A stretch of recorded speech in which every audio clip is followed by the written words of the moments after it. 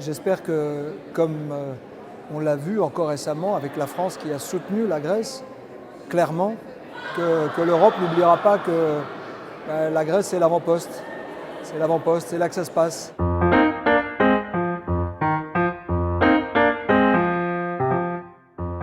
J'ai eu la chance cette année et l'honneur moi en tant que fils d'immigrés grecs de France, le fruit de l'intégration républicaine entre guillemets, de revenir en Grèce pour le bicentenaire du coup d'envoi des festivités de la Révolution grecque, puisque la Grèce s'est libérée du joug ottoman au XIXe siècle, en 1821. En tout cas, c'était la date que l'histoire a retenue.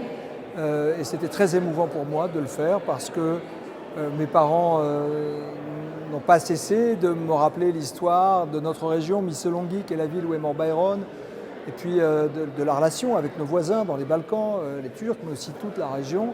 Et on voit bien qu'aujourd'hui, la géopolitique est évidemment aux portes de l'actualité en Grèce, parce que les équilibres peuvent changer. Avec ce qui se passe en Afghanistan, c'est un battement d'aile de papillon qui, dans quelques semaines, dans quelques mois, peut changer la donne, avec effectivement l'actu autour des déplacements de population, d'une nouvelle immigration qui arrive aux portes de l'Europe. Et incontestablement, la Grèce est aujourd'hui le premier pays ou le dernier pays de l'Union européenne qui est appelé à gérer effectivement cette nouvelle donne géopolitique.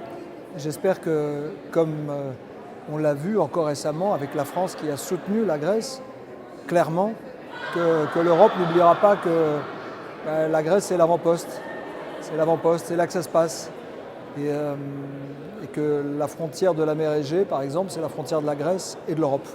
Et ce n'est pas seulement une frontière virtuelle, c'est une frontière culturelle, géopolitique, économique, et la frontière qui, peut-être, pourra nous garantir un avenir de paix et de dialogue.